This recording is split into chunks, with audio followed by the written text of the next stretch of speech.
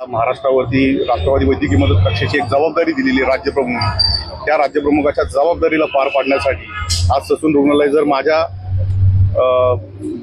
जागेच्या एरियामध्ये जर होत असेल तर मला तिथं सहकार्य करणं आणि त्यांना मदत करणं गरजेचं आहे। आज एवढा मोठा जर कार्यक्रम शासनाचा जरी होत असेल तरी त्याला कुठेतरी आपण बांधील आहोत की आपण शासनाबरोबर काम करावं आणि त्यांना सहकार्य करावं। याच भावनेने आम्ही आज या कार्यक्रमामध्ये उपस्थित होतो।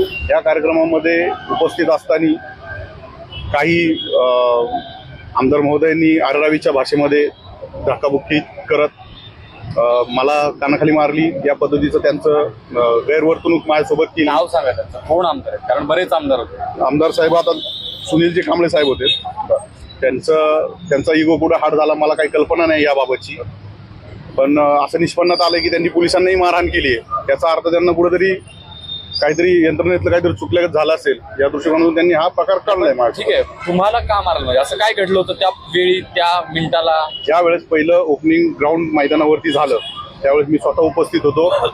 उपस्थित असताना मी सगळे मंत्री महोदय होते, त्यांच्यासोबत मी होतो उभा। मी बाजूला उभा असताना ते स्वतः आले, बाजूला थांबले। बाजूला थांबल्यानंतर ते मागच्या बाजूला जाऊन थांबले। नंतर डीन साहेबांनी त्यांना बघितलं वाटतं वाटेवर, त्यांना येऊन त्यांना हे केलं आणि त्याबद्दल त्यांचा राग मनामध्ये असेल त्या विषयावरती। अशा दृष्टिकोनातून का तर त्यांनी मला ते बोलून दाखवलं। नाही सरकारचं काय बघा, ते म्हणतात तुम्ही एक लक्षात घ्या, ज्यावेळेस गर्दीमधनं जातोय आपण, ते म्हणतात पोलिसांनी तुम्हाला मारलं। कुणी नाही, आमदार महोदयांनी स्वतः मारले।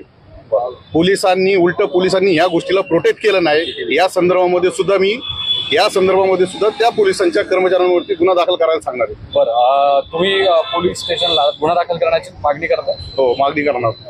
माझ्यावर झालं आज साहेब। बरं, अजितदादांसोबत काही बोलणं झालंय, काही तक्रार केली आहे तुम्ही माझ्याकडे?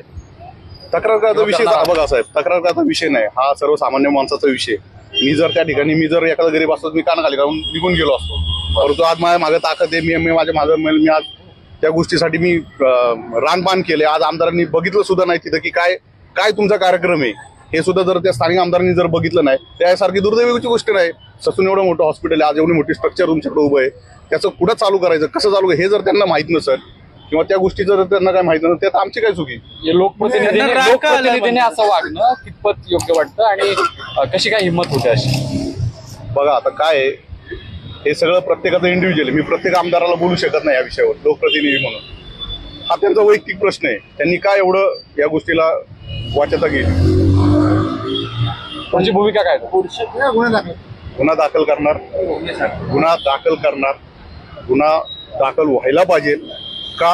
पोलिसांवर सुद्धा हात उचललाय, याचा व्हिडिओ व्हायरल आहे, आज सर्व सोशल मीडियावरती आहे। या संदर्भात माझा जसा गुन्हा दाखल होईल तसा त्या पोलिसांमार्फतही गुन्हा दाखल झालाच पाहिजे, तर ते गृहमंत्री असं आम्ही